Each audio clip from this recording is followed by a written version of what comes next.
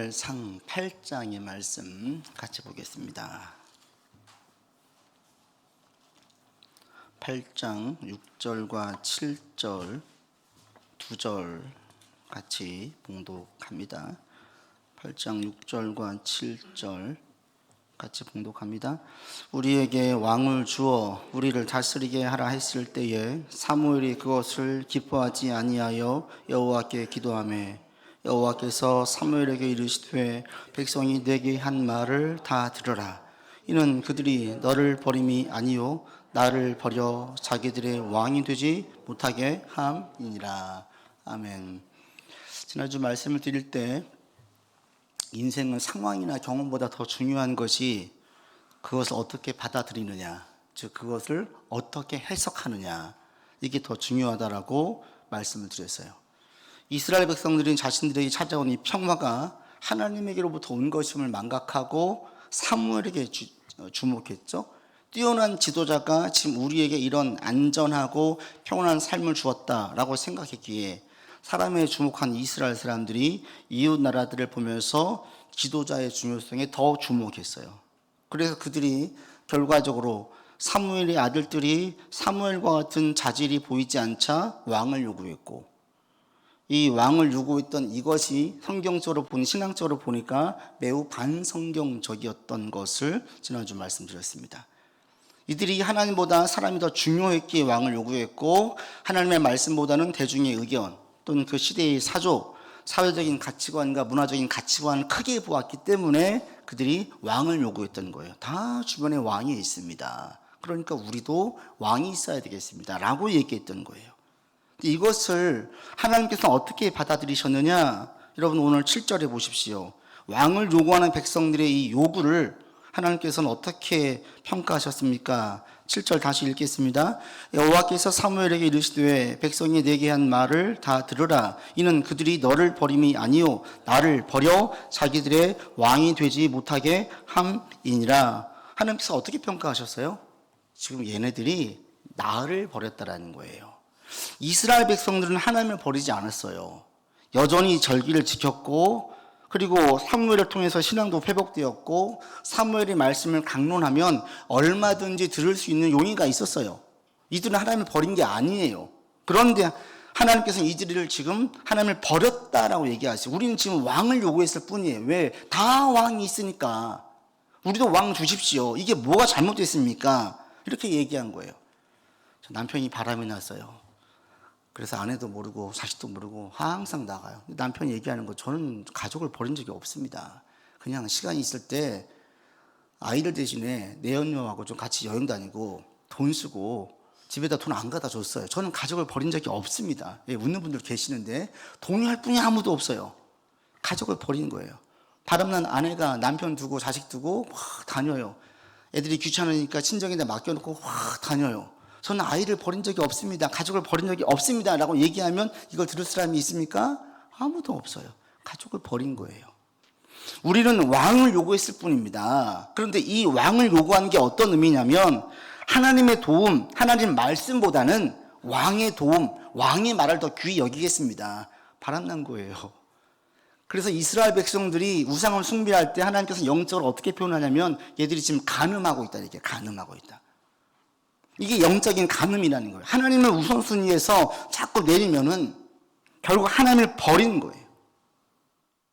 여러분, 우리 스스로도 이런 잘못, 이런 하나님을 버리는 행위에 빠지지 않도록 우리를 자꾸 돌아보시기를 바랍니다. 지금 이 시대는 팀 켈러가 말한 것처럼 거짓 신들이 가득한 세상이에요. 가득해. 보이는 우상이 있으면 오히려 이게 덜 위험해요. 그것만 경계하면 되니까. 그런데 우리 가운데에는 보이지 않는 우상들이 너무나 많은 거예요. 너무나 많아요.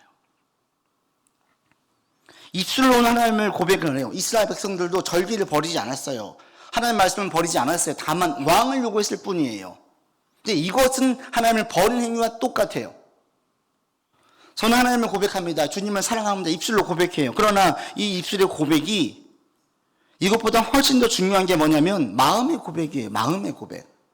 이스라엘 백성들은 이미 마음에서 하나님보다는 사람 모계로, 말씀보다는 이웃 나라들의 가치관과 시대의 풍조, 이게 더 중요했었어요. 이미 마음이 옮겨졌어요. 마음이 바람 들어갔어요.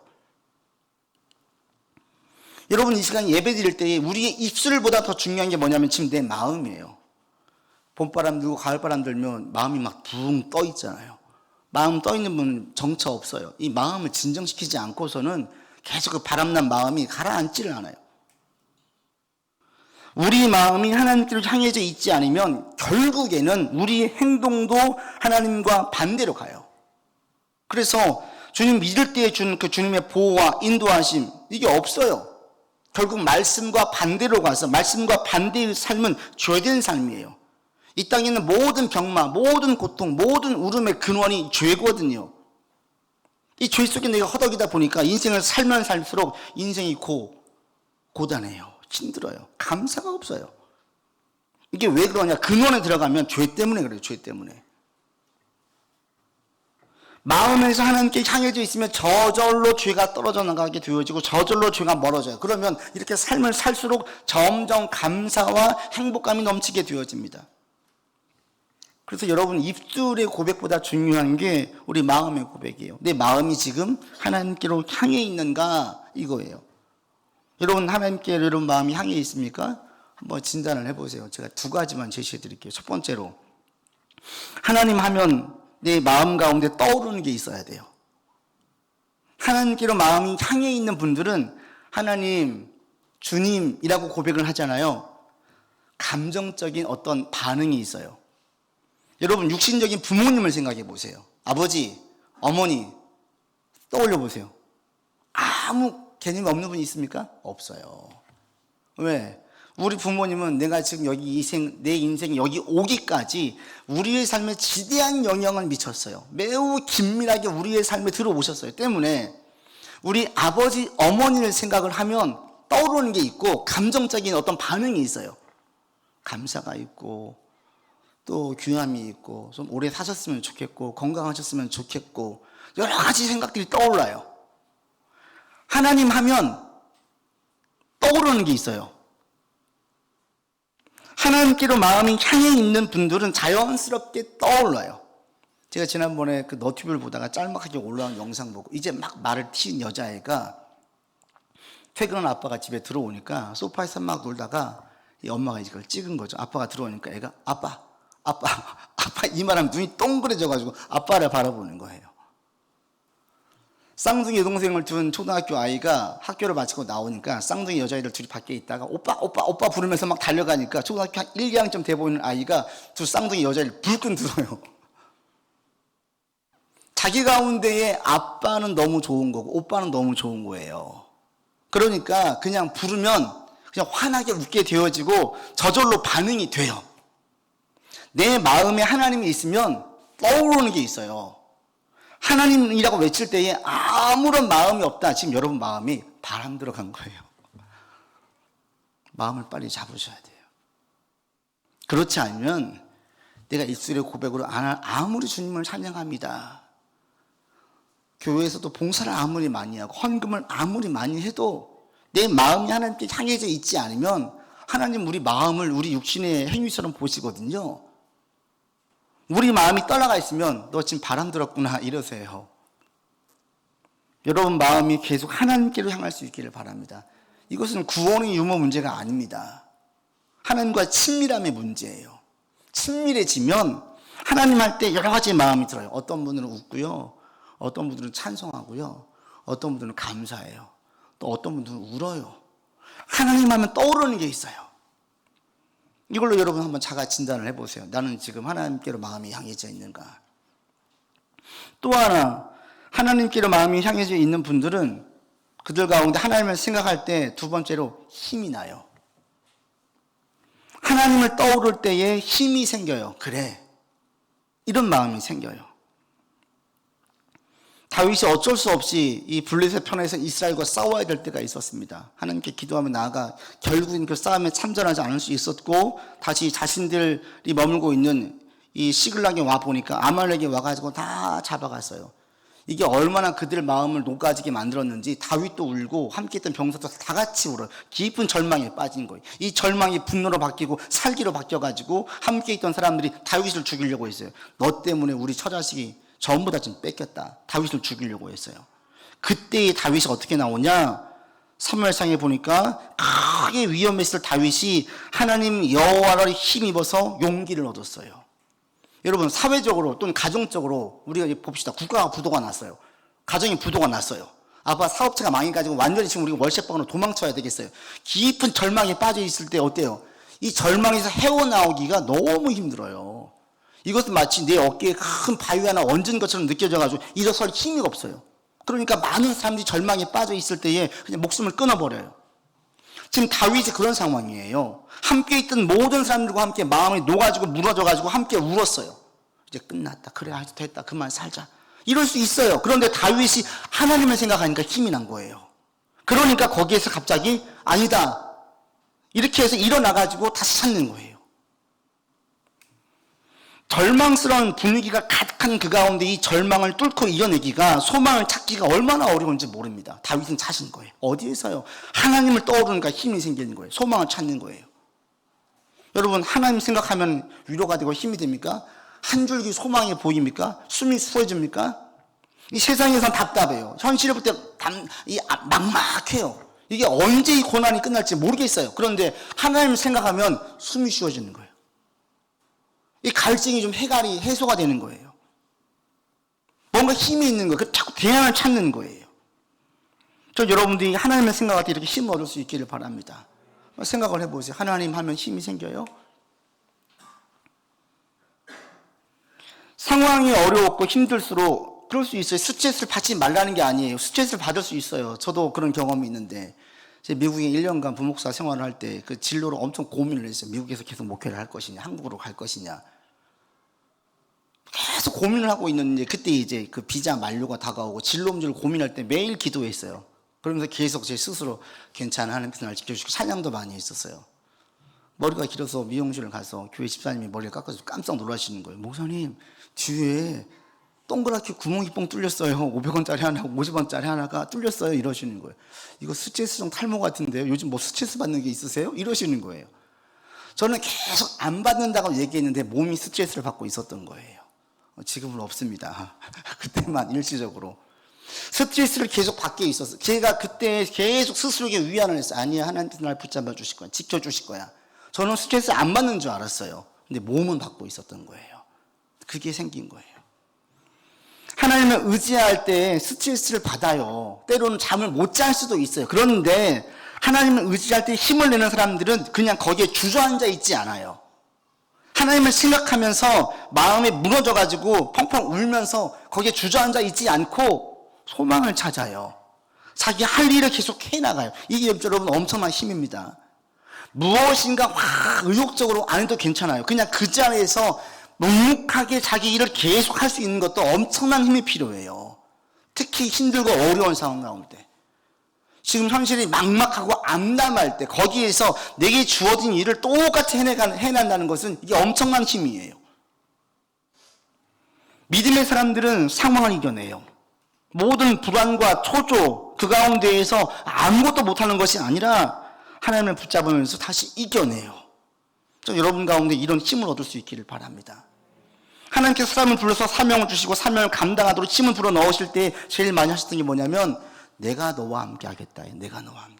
걱정하지 마. 내가 너와 함께 한다. 아브라함에게 말씀하시고, 야곱에게 말씀하시고, 모세에게 말씀하시고, 여호수아에게 말씀하시고, 기드온에게 말씀하시고, 모든 일꾼들, 신약한 자에게 말씀하신 첫 번째가 뭐냐면, 내가 너와 함께 할게. 걱정하지 마.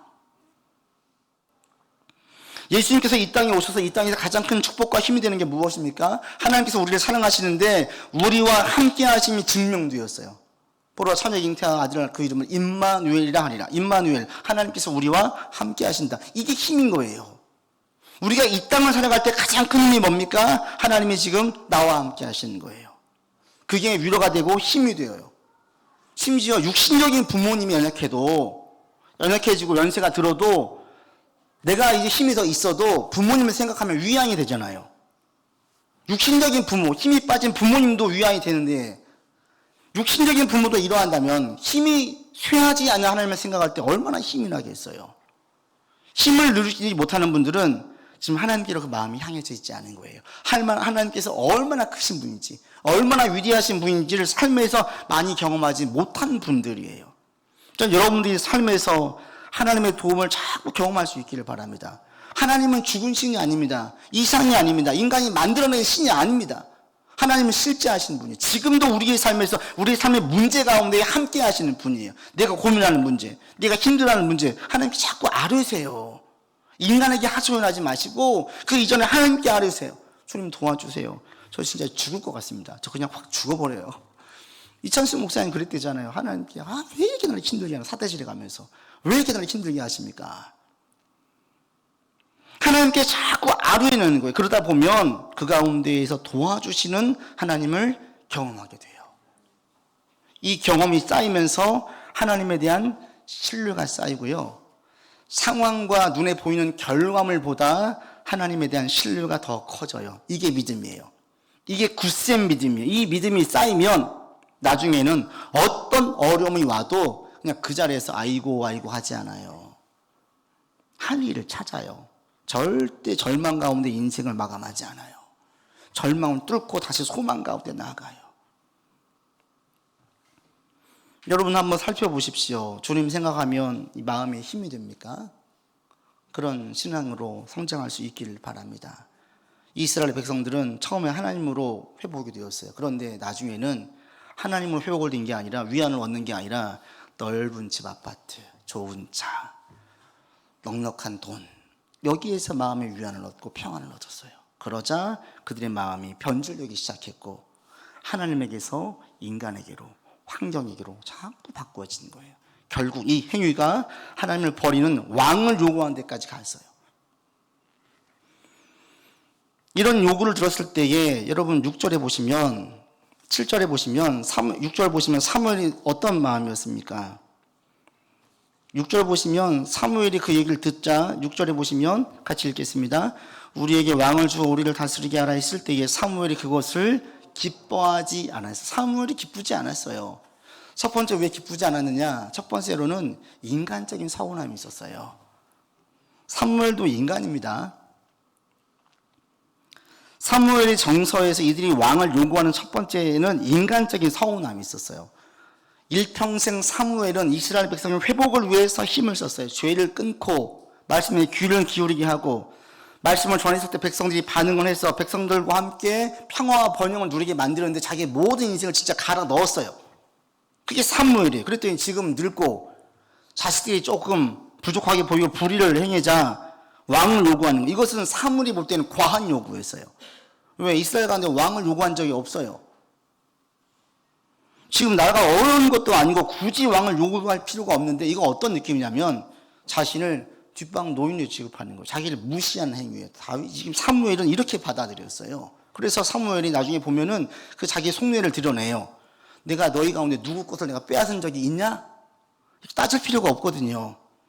내가 누군가의 뇌물을 받은 적이 있냐? 왜 왕을 요구하냐 이거예요. 내가 누군가를 내 사사의 힘으로 압제한 적이 있냐? 이게 사무엘이 자기의 속내를 드러내요. 교회 가운데에 좀 문제가 있는 교회들이 있는데 그중 그 문제들 가운데 상당수의 문제는 목사님이 은퇴하신 다음에 원로 목사님 되었을 때가 문제가 많이 생기고, 또 교회가 전통이 깊어진 교회에는 기존 교회들과 새로운 교회들 간에 알력의 문제가 생겨요. 우리 교회는 여기 이제 한 1년 반밖에 안 됐기 때문에 그럴 일이 없어요. 그러나 전통이 깊은 교회, 막 100년, 200년 된 교회들은 그 교회를 세우는데 헌신했던 분들이 있거든요. 근데 새로운 분들이 눈에 보이는 역할을 많이 하다 보면 함께 교회를 읽었던 그분들의 헌신과 공로가 다 잊혀지는 것 같아요. 그러면 어떤 마음이 들어요? 서운한 거예요. 저도 그럴 것 같아요. 여러분, 제가 교회 여기서 하고 있어요. 70세 은퇴를 했어요. 새로 후임 목사님 모셨더니 교인들이 전부 다 저는 쳐다도 안 보고 후임 목사님, 목사님 해보세요. 제가 어떤 마음이겠어요? 야, 저 권사님 너무한다. 이런 마음이 안 들겠어요? 인간적으로? 그래서 어떤 목사님은 은퇴하신 다음에 일부러 교회에서 멀리 가셨어요. 자기 연약함을 알고. 또 오신 새로운 목사님은 그 은퇴하신 목사님의 공로를 인정하지 않고 막 나서서 쳐보세요. 세상 말로 얼마나 꼴보기 싫겠어요. 그게 마냥 좋아 보이지 않아요. 수고하신 목사님의 공로를 인정해주고 교회를 세우는 데 수고한 성도들의 그 공로와 수고와 헌신을 귀히 여길 때에 함께 갈 수 있는데, 지금 이들은 사무엘이 그동안 그렇게 수고했던 모든 것들을 한순간 잊어버린 거예요. 야, 지들이 좋을 때는 해주니까 그렇게 사무엘 나를 찾더니 이제는 안정적이니까 난 찾지도 않고 뭔가 마음에 안 드니까 갈아엎으려고 한다 이거예요. 이런 마음이 사무엘 가운데 들었어요. 근데 이것을 하나님도 나쁘게 보지 않아요. 여러분 7절 보십시오. 하나님께서 사무엘에게 말씀하십니다. 같이 읽겠습니다. 여호와께서 사무엘에게 이르시되 백성이 내게 한 말을 다 들으라. 이는 그들이 너를 버림이 아니요 나를 버려 자기들이 왕이 되지 못하게 했다고 얘기해요. 너 버린 것 같지? 아니야, 실상은 나를 버린 거야. 너 버림받다고 느끼고 있지? 그래, 이해해, 이거예요. 사무엘 입장에선 지금 이런 일을 당하고 있어요. 힘들고 어려운 거예요. 여러분, 우리가 생활할 때 이런 일을 당해보세요. 여러분 어떨 것 같으세요? 여러분도 힘들지 않겠어요? 내가 자식을 희생을 했어요. 얘가 엄마 나 이 여자랑 결혼할래. 데리고 오더니 맨날 자기 앞에서 얘만 챙겨요. 그 교회 집사님 예전에 한 분이 그런 얘기를 하시는 거예요. 정말 아들을 위해서는 자기가 혼신을 다했대요. 근데 이놈이 여자를 데리고 오더니 내 앞에서 자꾸 걔를 챙기더래요. 왜 이렇게 꼴 보기 싫든지. 근데 저 자식 이 꼴을 보려고 내가 이렇게 고생했나 이 생각이 들더라는 거. 이게 인간적인 마음이에요. 근데 막 해보세요. 어떤 말 나와요? 그래 엄마 미안해 하겠어요? 처음엔 그래요. 계속 해보세요. 그런 말 나옵니까? 나중에 그렇게 안 나와요. 뭐라 그래요? 누가 그렇게 고생하래? 이렇게 나와요. 이렇게. 이게 인간이에요. 인간은 잘해줄 때는 달고 감사하죠. 자신에게 힘들고 불편해지고 손해가 되어지잖아요. 고마움 없어지고 이제는 없었으면 하는 거예요. 박항서 감독님이 베트남에서 완전 영웅으로 추앙을 받고 있어요. 이번에 한 번은 공항에 내려가지고 택시를 탔는데 이들이 납치범이었던 거예요. 끌고 가더래요. 계속 아내하고 둘이. 그래가지고 그 두목인 사람을 딱 데리고 왔더래요. 두목이 자기를 보더니 흠칫 놀라더래요. 알아본 거예요. 박항서 감독인 거 알아보고 자기들이 막 뭐라고 얘기를 하더래요. 그래서 그 사람 태우고 쭉 다시 시내로 나오더니 가라고 하더래요. 근데 그 얘기를 하는 거죠. 영웅이 되어지면 다 사람들이 이 사람이 지금 우리 베트남의 이 국가적인 이 위신을 얼마나 올려놨는데 너 막 이제 뭐라고 한 거죠. 부하한테. 납치를 해도 이런 애를 데리고 와가지고 돈도 안 되는 지금 어떻게 하라고 지금 국가를 위한. 여러분 생각을 해봐요. 만약에 이 베트남 감독했던 지금 이제 은퇴를 했지만 이분이 거기에서 경기를 하는데 계속 시합에 져보세요. 어떻겠어요? 이전에 화려했던 그 모든 전적들과 승리들을 기억하겠습니까? 점점 나오겠죠. 때가 됐다. 바꿀 때가 됐다. 안 나오겠습니까? 계속 해보세요. 계속 져보십시오. 이제 물러나라고 나오는 거예요. 계약 만료 전에. 이게 인간이에요. 그러니까 제가 생각하면 2002년 월드컵을 기억하시는 분들은 히딩크 감독에 대한 다 좋은 마음이 있는데 참 이분이 지혜로운 거예요. 그때 우리가 사광 신날 이른 다음에 전부 다 계속 맡기를 원했거든요. 단호하게 거절했어요. 왜 그러겠어요? 인간이 어떤 존재인지 아는 거예요. 지금 자기는 최고의 영광을 누리고 있을 때 그만둔 거예요. 그래서 우리가 모두 다 히딩크에 대해서는 좋은 마음이 있어요. 그가 왔을 때에 결혼도 하지 않은 여자를 데리고 와서 사는 것이 이상하게 보지도 않아요. 나쁘게 보지도 않아요. 전부 다 그냥 이방 사람이니까 괜찮은 거예요. 우리는. 사광 신날 이런 것만 생각을 해요. 근데 그 히딩크가 만약에 계속 맡아가지고 16강이 들지도 못하고 본선에도 올라가지 못했다고 생각을 해보십시오. 과거의 영광을 기억하겠습니까? 기억 못해요. 이게 인간이에요. 인간은 잊어요. 그리고 서운해하지 마세요. 여러분도 잊어요. 저도 잊어요. 이게 우리예요. 그런데 하나님은 잊지 않으세요. 이게 차이예요. 그러니까 여러분 누구한테 하소연하시겠어요? 누구한테 잘 보이고 싶으세요? 변덕스럽고 이기적이고 쉽게 잊는 인간에게 잘 보이고 싶으십니까? 잊지 않고 계속 기억하는 하나님께 잘 보이고 싶으십니까? 예수님께서 말씀하셨어요. 수자 중에 하나에게 냉수한 것을 주는 자도 반드시 상을 받는다고 했어요. 그런데 일평생 하나님을 위해 힘쓴 사무엘 이를 하나님께서 잊어버리시겠습니까? 인간들은 다 잊어버렸어요. 나이 들었다고 힘이 빠졌다고 노인 되었다고 다 잊어버렸어요. 하나님은 잊지 않으신다는 거예요. 여러분이 주님께 열심을 내고 힘을 쓸 때에 하나님은 잊지 않으십니다. 기억하십니다. 그러니까 우리가 누구한테 잘 보이고 싶으십니까? 누구한테 우리가 위로를 받겠어요? 이게 이 말씀이 얼마나 위로가 되는지 몰라요. 하나님께서 이렇게 사무엘을 위로해 주신 적이 없어요. 사무엘같이 위로를 받는 분이 없어요. 8절에 보면 보십시오. 8절 같이 읽겠습니다. 내가 그들을 애굽에서 인도하여 낸 날부터 오늘까지 그들이 모든 행사로 나를 버리고 다른 신들을 섬김같이 내게도 그리했다. 이렇게 해요. 너 지금 버림받았지, 무시당했지, 그래. 근데 너만 그런 게 아니라 나도 그랬다. 야, 이게 동병상련이에요. 성령에서 이렇게 말씀하신 적이 없어요. 이렇게 위로해 주는 인간이 없어요. 지금 너가 지금 배신당했지, 그래, 알아. 나도 배신당했어. 지금 네가 아프지, 나도 아파. 사무엘의 아픔을 하나님께서는 지금 자신의 아픔으로 있으면서 그를 위로해 주시는 거예요. 여러분이 하나님께 열심을 내고 주의 말씀에 순종하고 따를 때 주님은 다 아셔요. 사람들은 주목하지 않아요. 다음 영웅이 주목을 해요. 다음 내게 도움 주는 사람에게 주목을 해요. 그런데 하나님은 그렇지 않습니다. 우리를 주목하세요. 그래, 너 수고해서 내가 너 알아. 위로해 주세요. 그리고 우리에게 정말 상을 베풀어 주세요. 여러분, 인간 때문에 서운했습니까? 그게 원래 그런 거예요. 그리고 우리도 누군가를 서운하게 했어요. 그러니 너무 서운해하지 마세요. 그리고 이 시간 이후로 다시 한번 여러분 마음을 하나님께로 향하게 하세요. 인간에게 충성하지 마시고 하나님에게 충성하세요. 인간에게 잘 보이려고 애쓰지 마시고 하나님께 잘 보이려고 애쓰세요. 하나님은 다 보고 계세요. 그리고 반드시 상을 주세요. 그 상은 인간이 주는 상장 하나, 명패 하나, 메달 하나와 비교도 안 되는 두고두고 감사하고 가치가 큰 상을 주세요. 여러분, 하나님 앞에서 옳게 행하려고 힘써 나갈 수 있기를 바랍니다. 이런 분들은 하나님의 위로를 받아요. 하나님께서 격려해 주세요. 힘을 주세요. 그래서 이분들은 하나님을 놓을 수가 없어요. 믿음의 사람들은 하나님을 놓을 수가 없어요. 하나님 포기할래? 돈 포기할래? 돈 포기해요. 입술의 고백이 아니에요. 너 명예 포기할래? 나 포기할래? 하나님 포기 못해요. 다윗이 왕위 자리는 포기할지언정 하나님은 절대 포기할 수 없었어요. 사울은 반면에 절대 왕을 포기할 수 없었어요. 하나님은 쉽게 포기가 되어져요. 왜? 계속 그의 마음이 하나님께 향해 있지 않았어요. 하나님은 중요하지 않아요.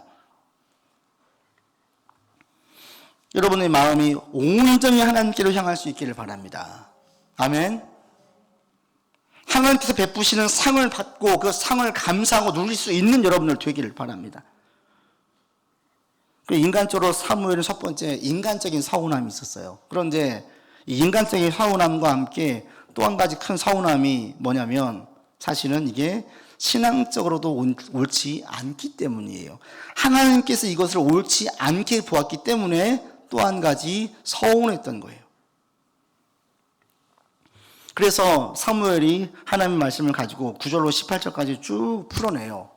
너희 지금 왕을 요구하고 있는데 쉽게 말하면 그겁니다. 왕을 요구하지. 너희가 왕을 요구하면 너희 자녀가 왕을 섬겨야 돼. 지금은 다 평등하지 않아. 이제 계급이 생겨. 또 왕에게 세금도 내야 돼. 그리고 만약에 결정타를 날리는데 왕이 만약에 무엇인가를 잘못해서 너희를 괴롭히고 불의한 왕이 들어와서 너희를 힘들게 할 때가 오는데 그때 하나님께 기도해도 하나님 응답 안 해주실 거야. 안 들어주실 거야. 얘기했어요. 그래도 왕을 요구할래? 그럼 뭐라고 해야 돼요? 뭔가 답이 있어야 되잖아요. 여러분 19절과 20절로 가보십시오. 백성들이 뭐라고 이야기하는지 19절 20절 같이 읽겠습니다. 백성이 사무엘의 말 듣기를 거절하여 이르되 아니로소이다. 우리도 우리 왕이 있어야 하리니 우리도 다른 나라들 같이 되어 우리의 왕이 우리를 다스리며 우리 앞에 나가서 우리의 싸움을 싸워야 할 것이니이다 하는지라. 뭐라고 얘기해요? 너희 왕이 있으면 이제 너희 지금 이렇게 못하고 너희 아들과 딸을 왕한테 바쳐야 돼. 뭐 괜찮아요. 세금 내야 돼. 괜찮아요. 뭐 대꾸가 있어야 되잖아요. 아무런 대꾸가 없어요. 뭐라고 해요? 그냥 무조건 왕만 달래요. 잠자는 아기가 엄마 나 아이스크림 먹고 싶어. 안 돼. 이가 썩고 막 얘기를 해도 아이는 알았어 해요? 아니, 계속 얘기하는 거예요. 아니, 아이스크림 샀다. 계속 달라고만 얘기하는 거와 똑같은 거예요. 지금 이스라엘 백성들이 됐어요. 그냥 왕 주세요. 무조건 왕을 달래. 왕이 있을 때 너희가 한다 어떤 어려움이 생기는지 알아? 막 설명을 해요. 논리가 없어요. 이성이 없어요. 그냥 이들은 무조건 왕을 달래요. 왜 그러겠습니까? 여러분, 이 금방 읽었던 19절과 20절에 보십시오. 왕 말고 계속 반복되어지는 낱말이 있어요. 19절과 20절에 보시면 반복되어진 낱말이 눈에 확 띄는 게 있습니다. 뭐예요, 여러분? 우리라는 말이에요. 우리도 우리 왕이 있어야 되겠고, 우리도 우리 왕이 있어야 되겠고, 우리를 다스리고 우리 앞에 나가서 우리의 싸움을 싸워야 할 것이, 계속 우리를 강조해요. 이들이 왜 자꾸 왕에 꽂혀가지고 하나님 말씀을 전혀 안 듣습니까?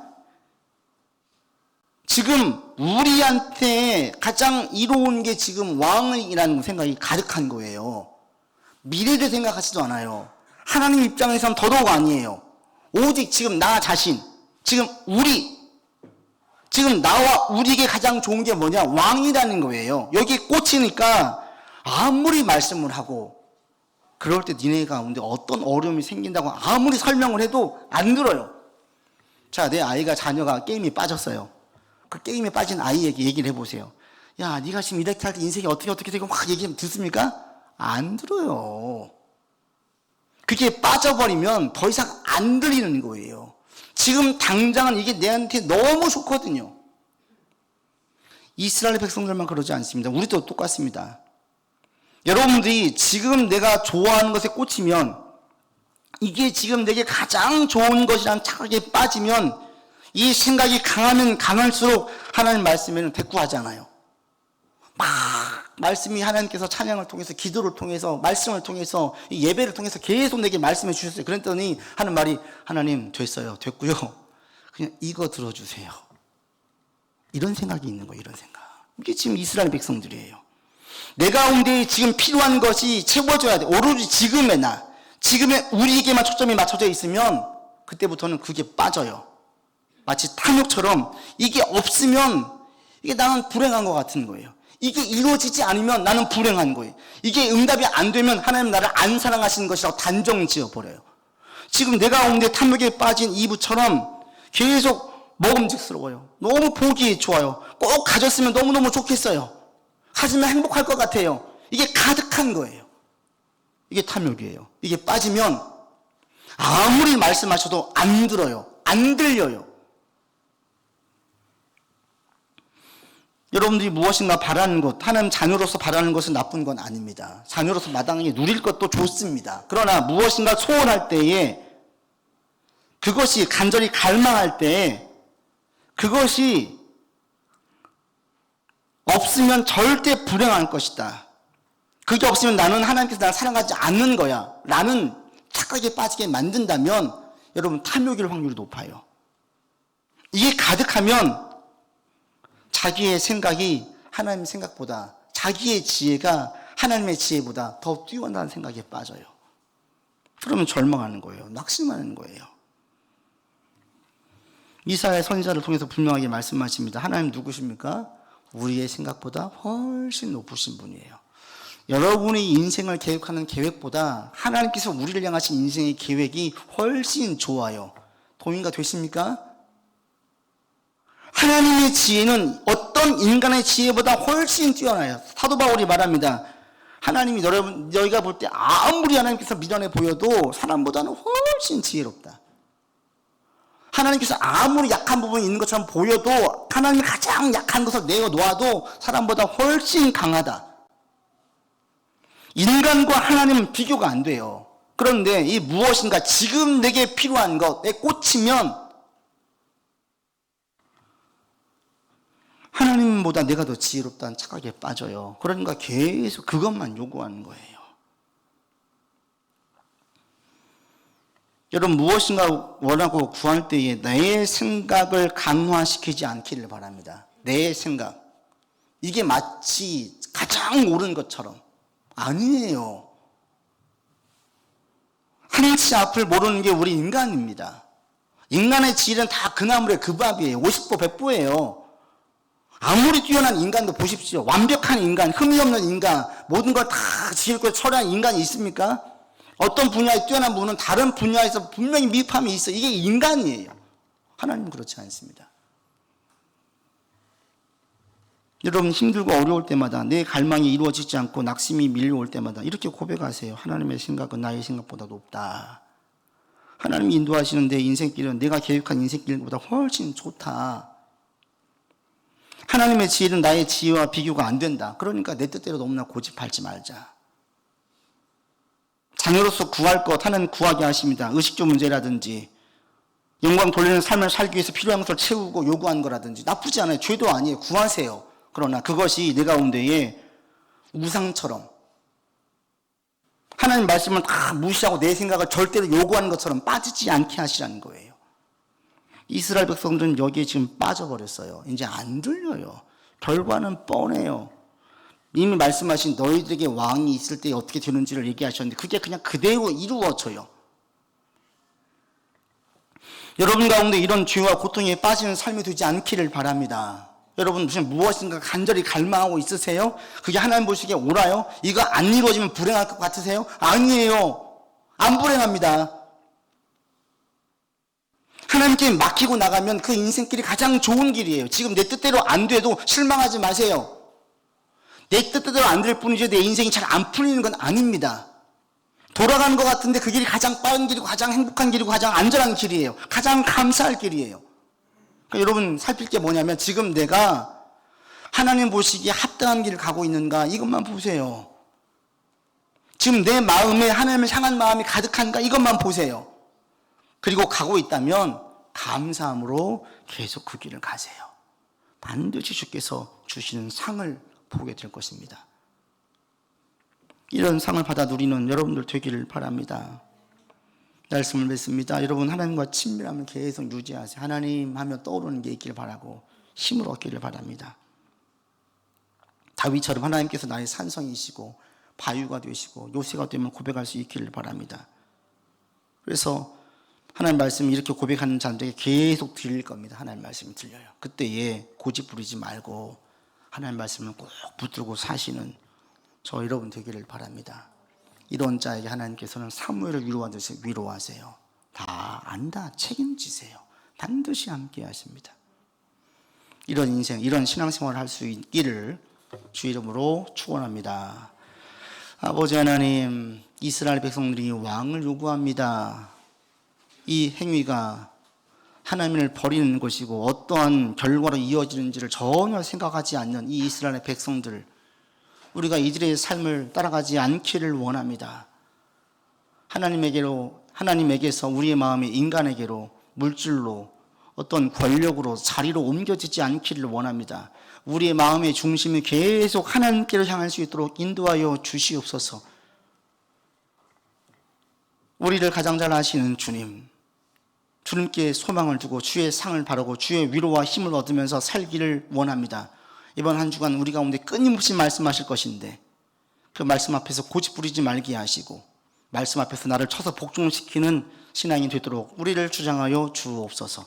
우리 구주 예수 그리스도 이름으로 기도드립니다. 아멘.